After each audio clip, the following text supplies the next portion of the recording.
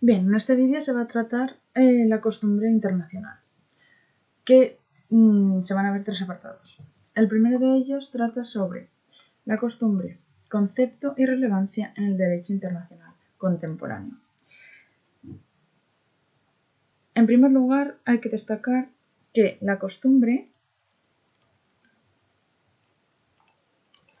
es una fuente formal del derecho internacional que se caracteriza porque en ella el consentimiento implícito o expreso se expresa de manera descentralizada.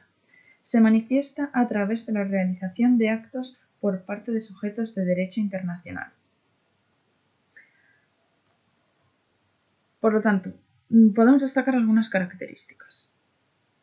Primero, el proceso de formación de la norma es descentralizado.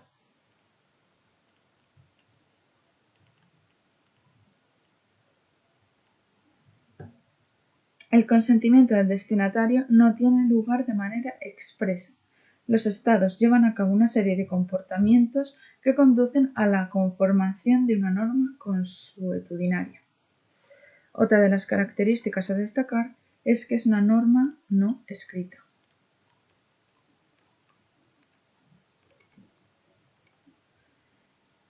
Los elementos para dar lugar a la aparición de una norma consuetudinaria son los siguientes.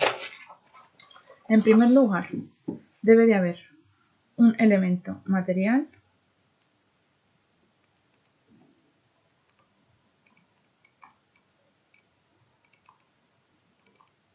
y en segundo lugar debe de haber un elemento espiritual.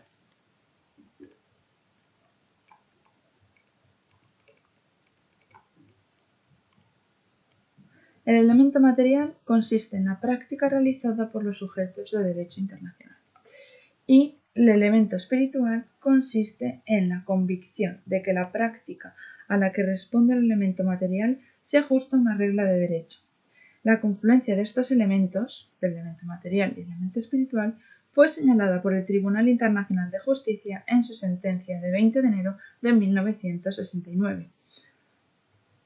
Además, también la Comisión de Derecho Internacional, en su proyecto de conclusiones sobre la identificación del derecho internacional consuetudinario, estableció esta necesidad de que estuvieran presentes estos dos elementos de los que hablamos, el elemento material y el elemento espiritual, y deben verificarse de forma separada. Otra de las características de la costumbre es la siguiente: que la propia naturaleza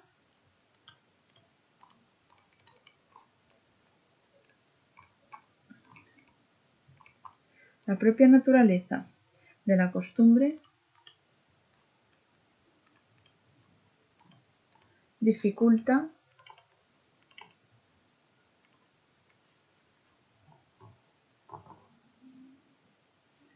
la existencia de textos de codificación.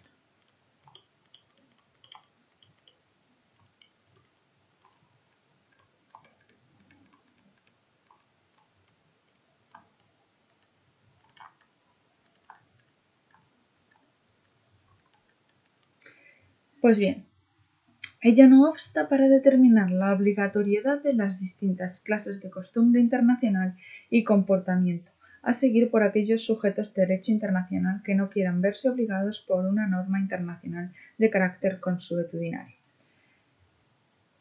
El proyecto, dentro de esta característica que acabamos de mencionar, debemos destacar o pueden destacarse el proyecto de conclusiones,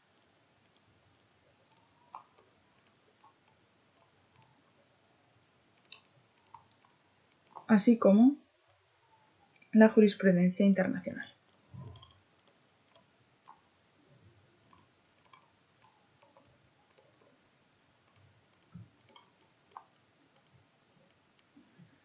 Son referencias fundamentales. Vamos a ir elemento por elemento. El primero de ellos hemos dicho que era el elemento material.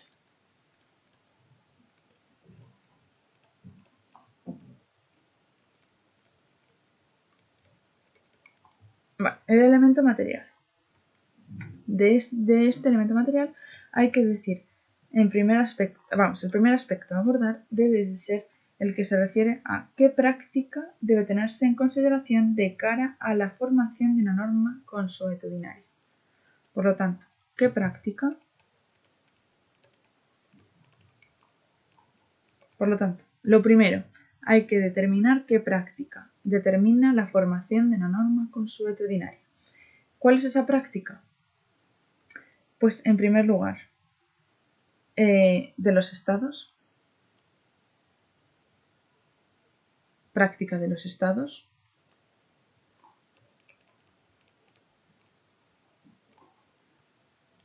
En segundo lugar, de las organizaciones internacionales, la práctica de las organizaciones internacionales.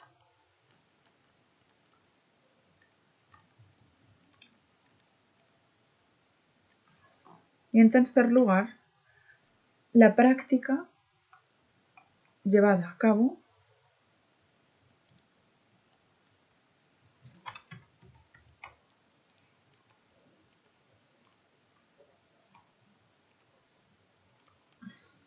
por otros actores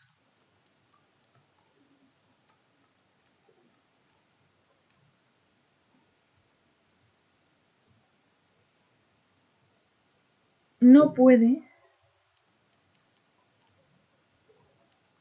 tenerse en cuenta.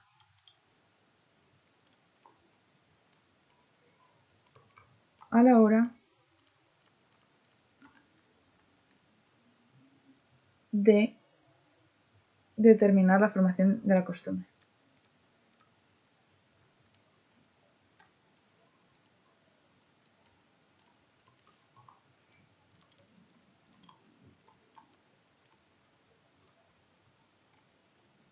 Pero sí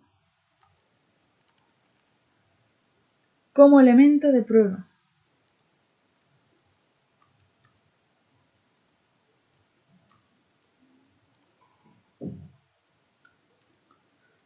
Por lo tanto, sí como elemento de prueba de la existencia de una práctica.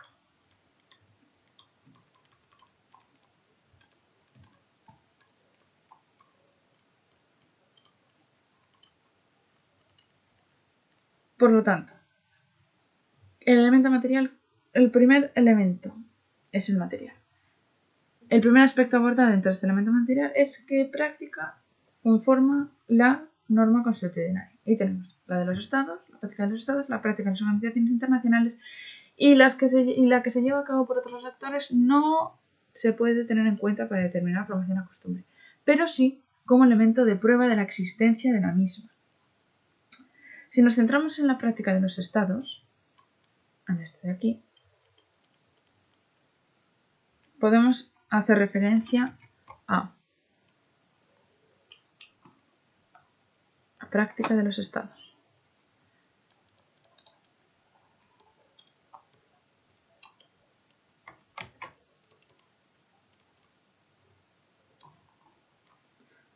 Podemos hacer referencia a que puede contribuir a la existencia del elemento material, que no se limita a actos que tienen carácter normativo, sino que se extiende a comportamientos de cualquiera de los órganos del Estado que puedan tener relevancia jurídica.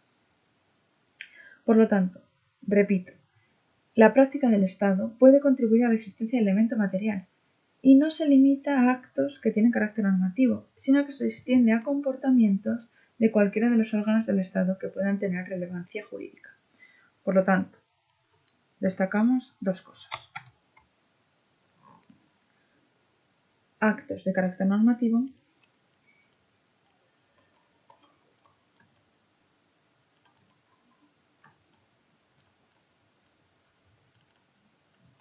y, además, comportamientos que puedan tener relevancia jurídica.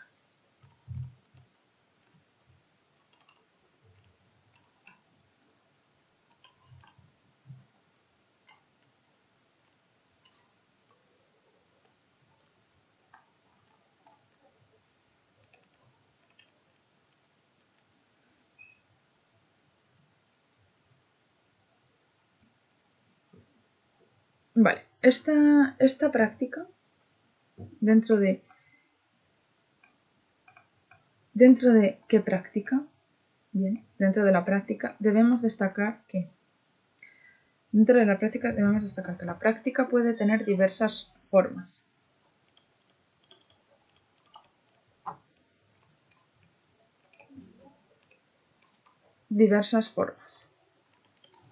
La primera, comportamientos materiales.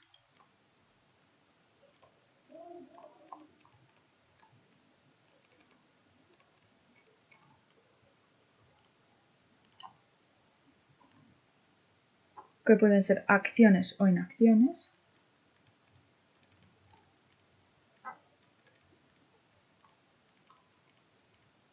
Y en segundo lugar, declaraciones verbales.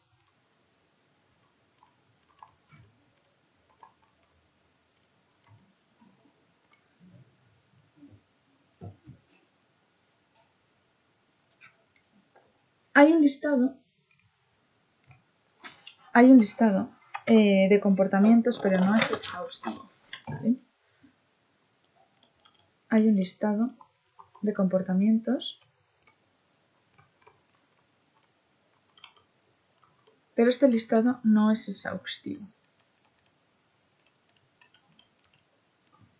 No es exhaustivo. Algunos de los que podemos destacar. Esto está mal escrito, perdón.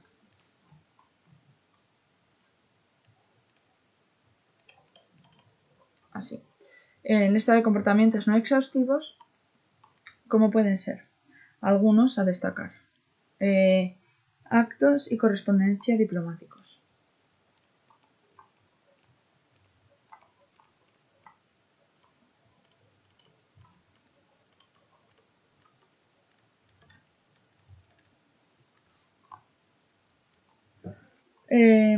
Comportamiento en relación con los tratados.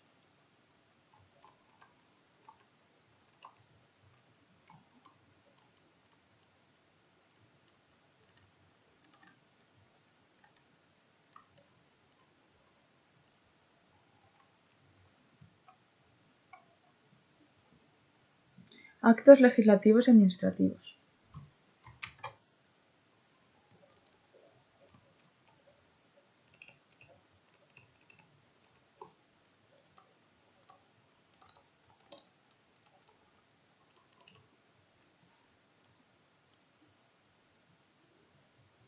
Decisiones de las Cortes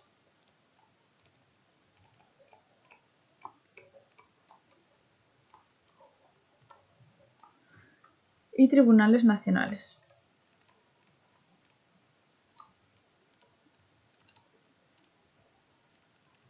Entre otros muchos. Estos son algunos de los comportamientos que hay en el listado. Podemos destacar que tiene de las distintas formas que hemos descrito aquí, podemos decir que no tienen jerarquía.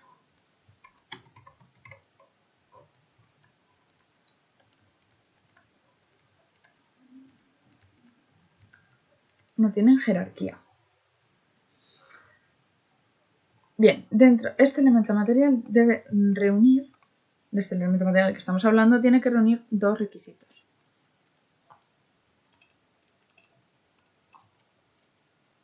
Para que se dé el elemento material. ¿Cuáles son estos requisitos? En primer lugar, coherencia. Debe haber coherencia. ¿Qué es la coherencia? Libre de contradicciones. Coherencia. Libre de contradicciones.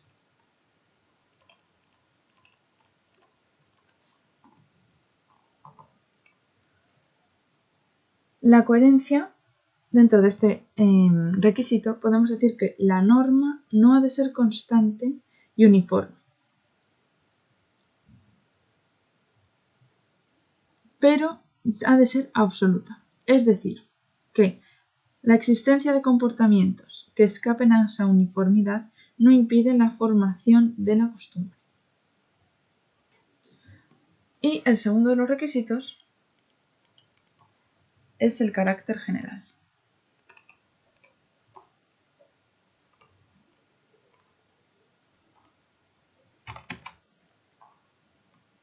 Es el carácter general. Esto que implica una amplia representación.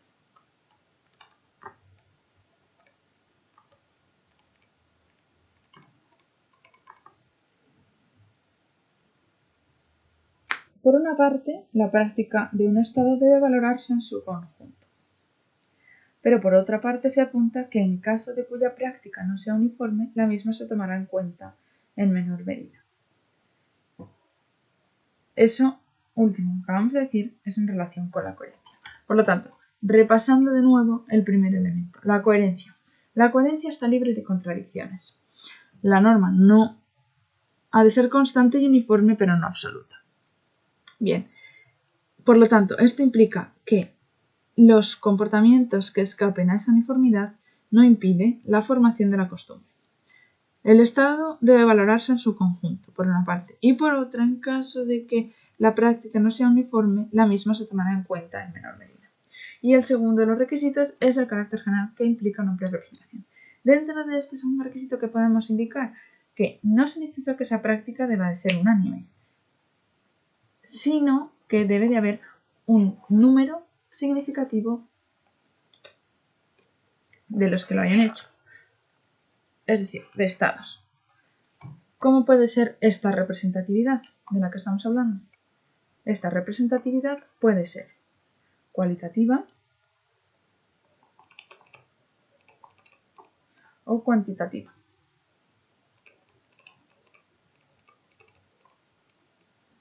La cuantitativa significa número significativo de estados.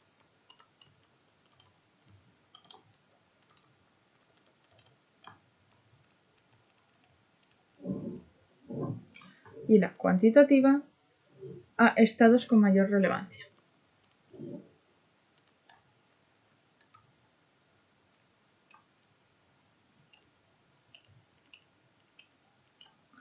Estados con mayor relevancia. Otro de los elementos que tenemos que tener en cuenta es el plazo. El plazo, para que se dé este elemento formal. Este plazo no requiere de duración concreta.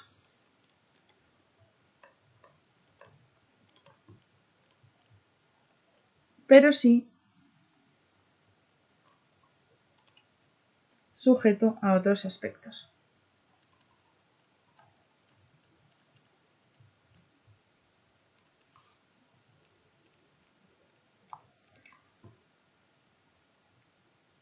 Cabe decir que el desarrollo tecnológico y especial de las comunicaciones hace que haya una práctica más abundante y que los estados sean conocidos antes. Esto hace que se produzca una aceleración de formación de la norma consuetudinaria. Y destaca un concepto que es la costumbre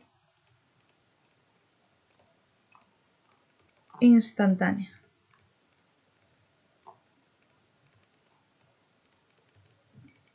Bien, esta costumbre instantánea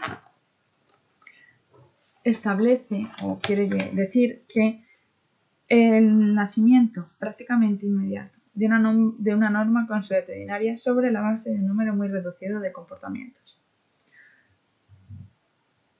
Tiene un elemento de debilidad.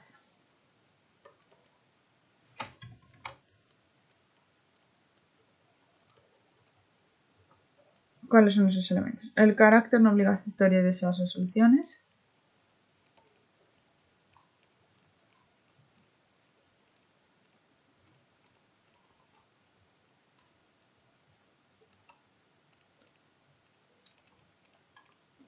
Por una parte, y por otra parte, un término con cierta ambigüedad.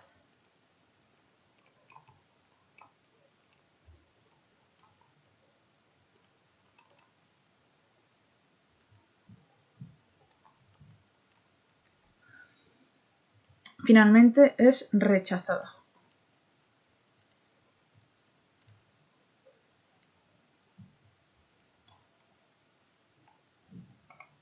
Continuando con los elementos, hemos finalizado con el elemento material, ahora hay que pasar al elemento espiritual.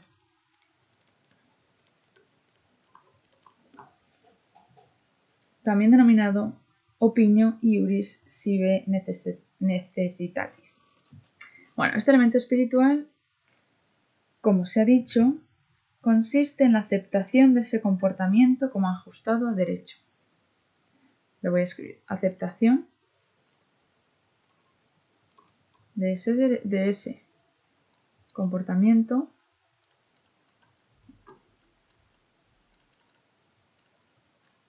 como ajustado a derecho.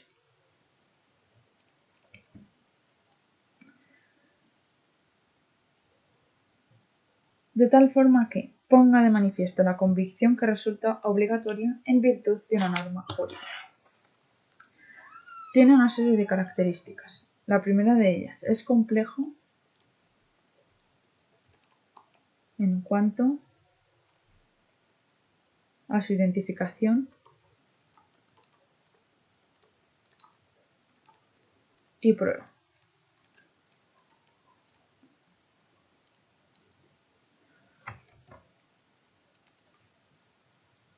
Tiene formas diversas e incluso la inacción. Hay un listado de posibles pruebas.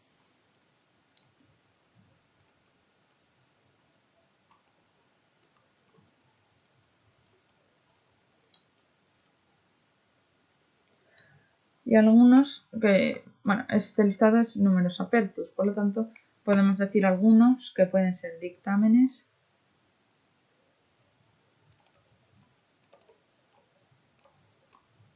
jurídicos gubernamentales.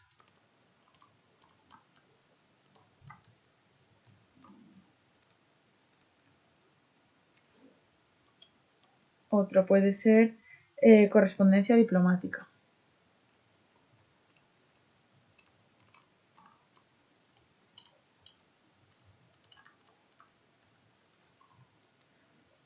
Disposiciones de los tratados.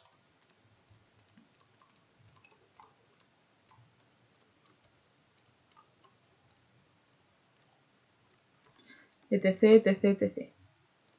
Son bastantes. Y este sería el elemento espiritual.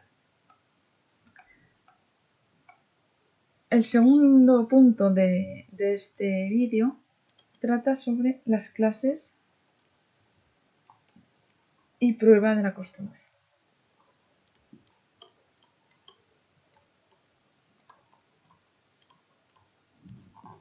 Las clases y prueba de la costumbre.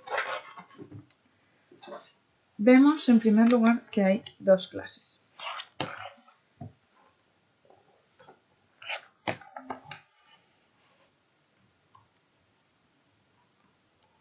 Por lo tanto, dos clases.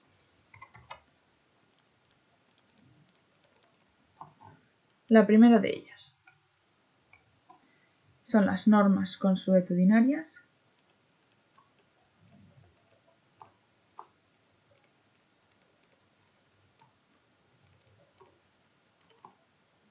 de alcance general.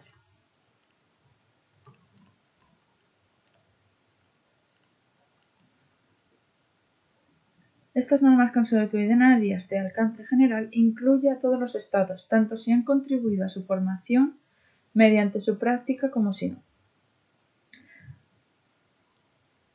Los estados que quieran eludir la aplicación deben haber observado una actitud de rechazo.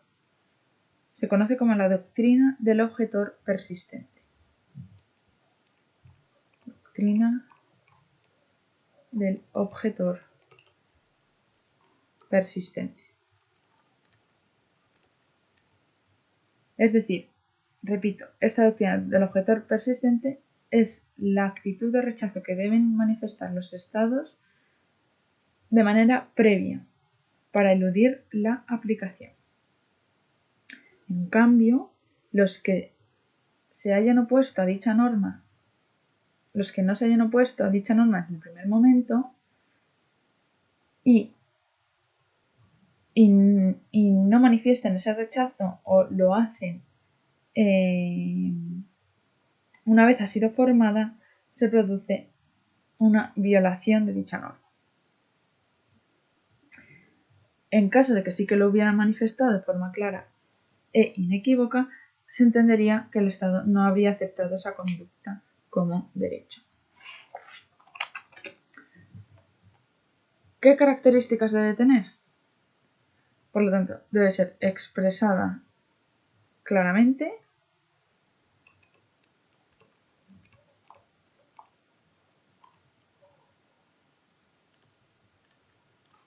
además debe ser comunicada a los demás estados,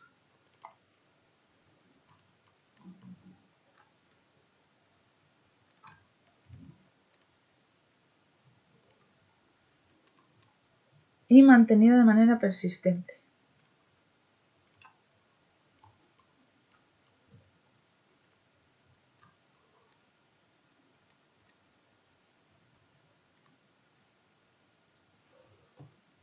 Hay una excepción a esta actitud de oposición,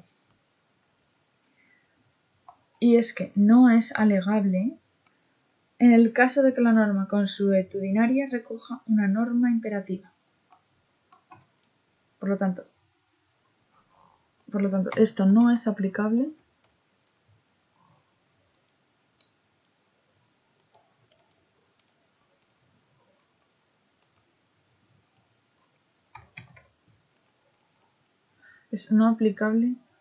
cuando se trata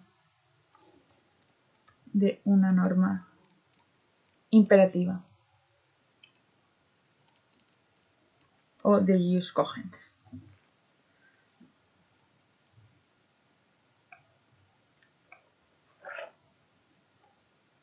El segundo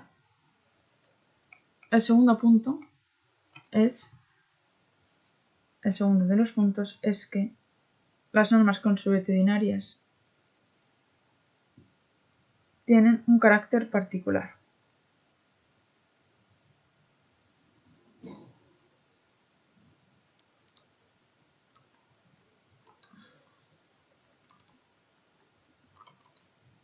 Se aplican a un número determinado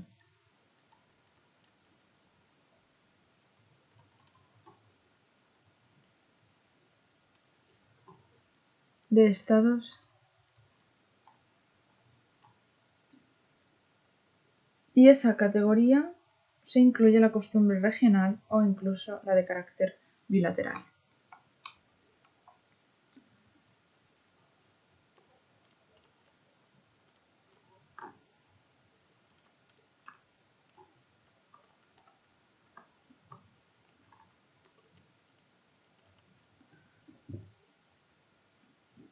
¿Cuáles son sus requisitos?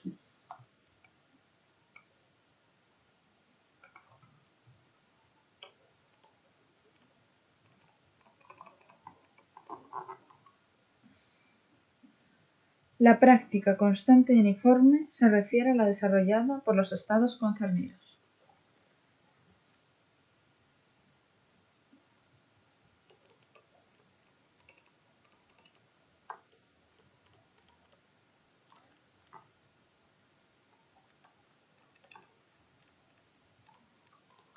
Además, por otra parte, destaca que la inversión de la carga de la prueba respecto la costumbre de alcance general. Se produce una inversión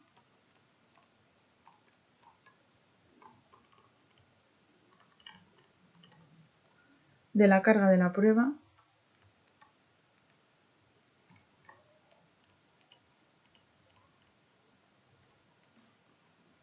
respecto a la costumbre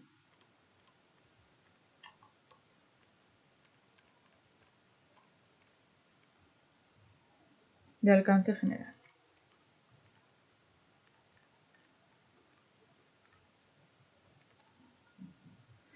El Estado que alega la existencia de una costumbre particular debe probar tanto que esa norma existe como que él ha contribuido a su proceso de formación.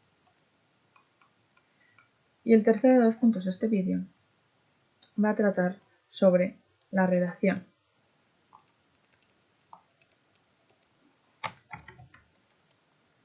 entre costumbre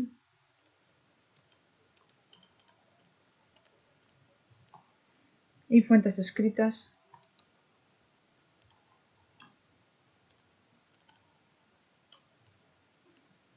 de derecho internacional.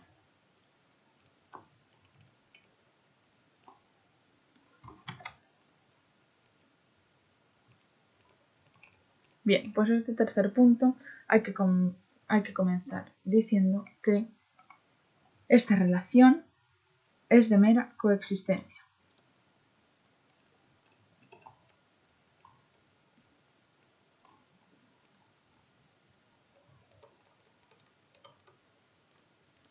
La relación de mera coexistencia. Cada una de ellas tiene un régimen autónomo, debiendo determinar su aplicación en función de las circunstancias de cada una. Por lo tanto, puede llevar a que una misma regla de derecho encuentre reflejo en distintas fuentes. Aplicabilidad.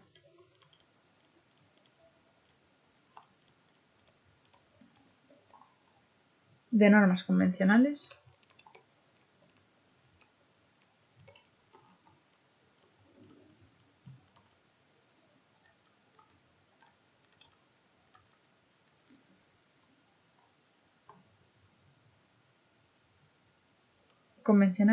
y consuetudinarias.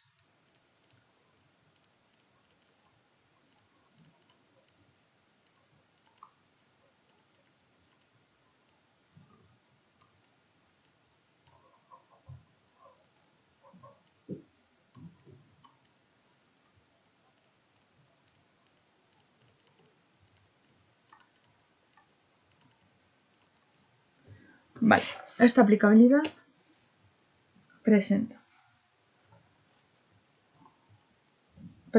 en primer lugar que no obsta que entre ambas se produzca una interacción.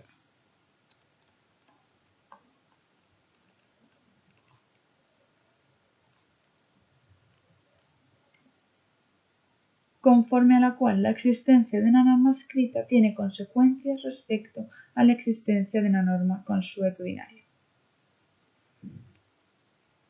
Pueden tener diversas formas. Declarativo,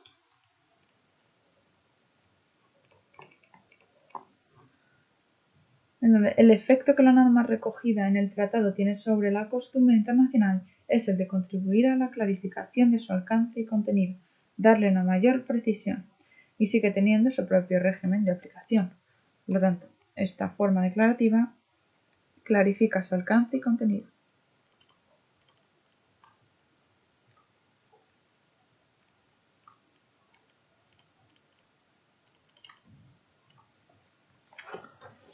Por otra parte, puede ser cristalizador.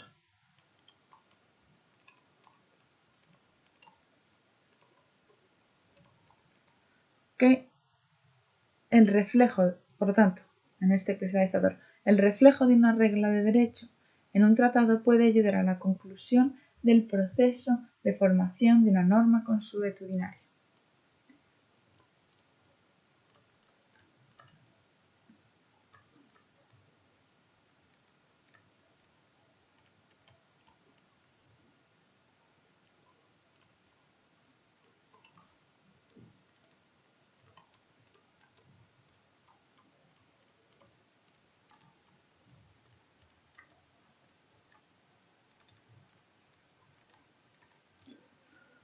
Y por último, el generador.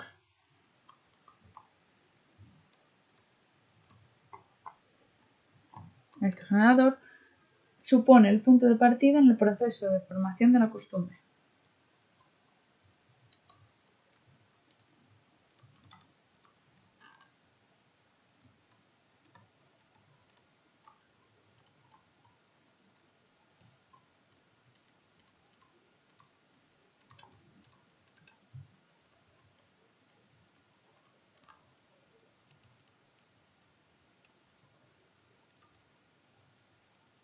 puede exceder incluso el ámbito de aplicación del propio tratado.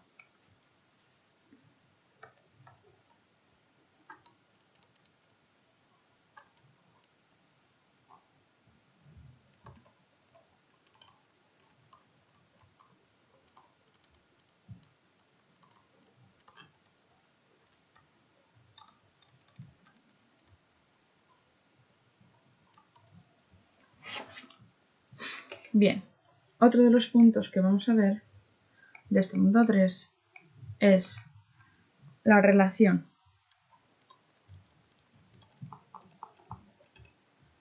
con las resoluciones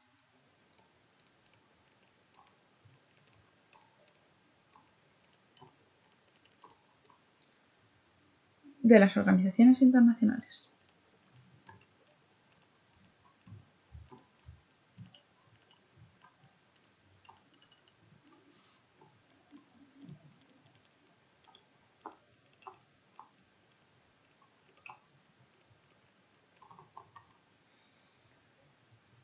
Destaca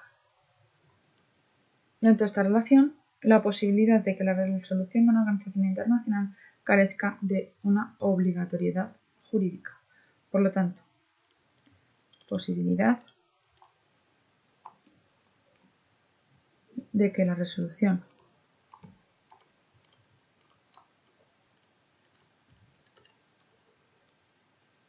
de una organización internacional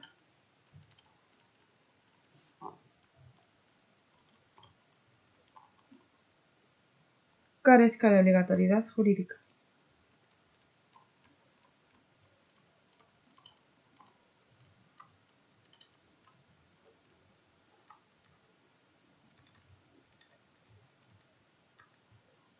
Reduce el efecto. Entonces se limita el posible efecto generador. Estos efectos que habíamos visto encima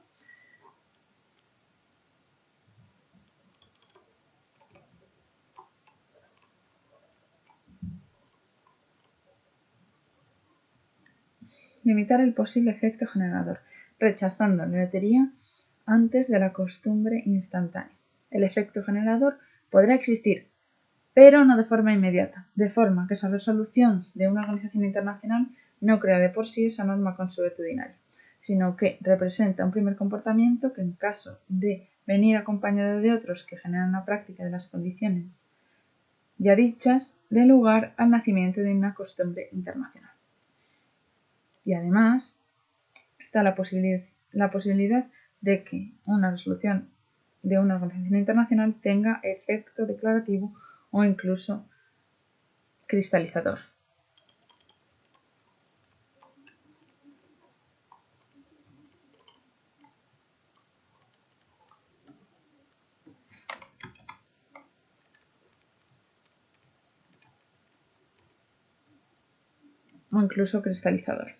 Respecto a la norma consuetudinaria. Este efecto declarativo cristalizador se aborda con prudencia. El efecto no será automático. Donde resulta que ese efecto declarativo de la resolución no es ni mucho menos tan intenso y se concreta principalmente en lo que se refiere a la concreción del contenido de la costumbre, más que a la aportación de la consolidación de esa regla de derecho como conformando una costumbre internacional.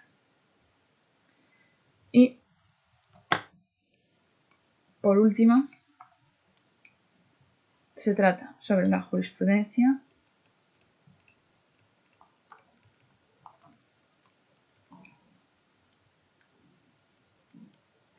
o doctrina.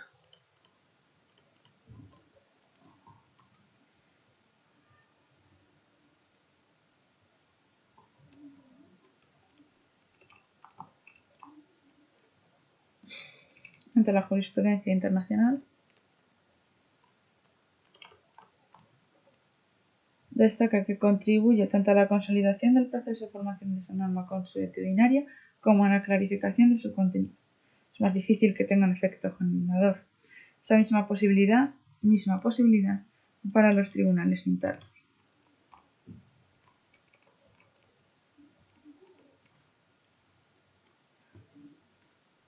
va en función de sus circunstancias. Y por último, dentro de la doctrina, papel auxiliar, principalmente el efecto declarativo, tiene las condiciones cualitativas o cuantitativas y tiene un factor de representatividad.